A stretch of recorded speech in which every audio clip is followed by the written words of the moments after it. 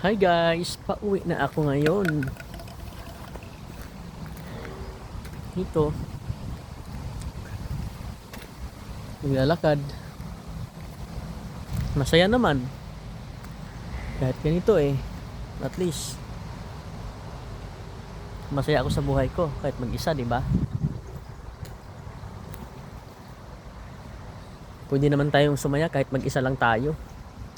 At minsan hindi naman natin kailangan ng kasama para sumaya.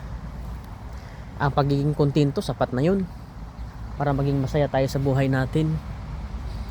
Aanin natin ang may kasama kung malungkot naman. Aanin natin ang kasama kung lagi naman kayong nagtatalo. Aanin natin ang kasama kung lagi naman tayong nag-aaway. Aanin natin ang kasama kung lagi naman tayong kontrolado, di ba? So,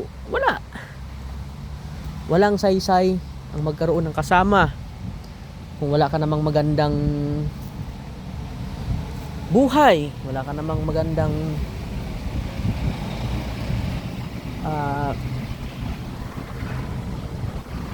wala ka namang peaceful na pag-iisip, wala ka namang peaceful na pamumuhay, wala namang peaceful sa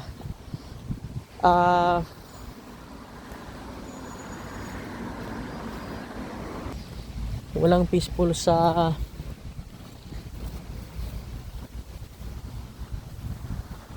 buhay ninyong dalawa, di ba?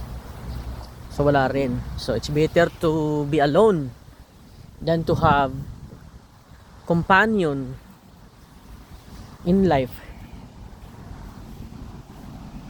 na lagi naman kayong nagsusumbatan, lagi naman kayong nagbibilangan kung ano yung mayroon kayong dalawa, di ba? Kasi sa realidad na buhay, ganun ang mga nangyayari sa mga may mga kasama. So para sa akin, mas maganda na tong ganito, mag-isa. At least malaya kang gumalaw, malaya kang gawin ang gusto mo, wala din nagko-control sa'yo, di ba? Para sa akin lang ha, hindi naman lahat, kasi mayroon din namang mga magkarelasyon na masaya din ang buhay,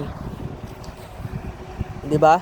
Pero hindi rin lahat masaya, hindi rin lahat malungkot. Magkaiba naman tayo ng preparasyon sa buhay kaya maswerte ka kung masaya ka sa karelasyon mo ngayon. At kung ikaw ay hindi masaya sa karelasyon mo ngayon, di malas ka. Ganun talaga. Kaya yun, lahat naman tayo kanya-kanya. Kaya good luck lang din sa ating lahat at magandang buhay sa ating lahat.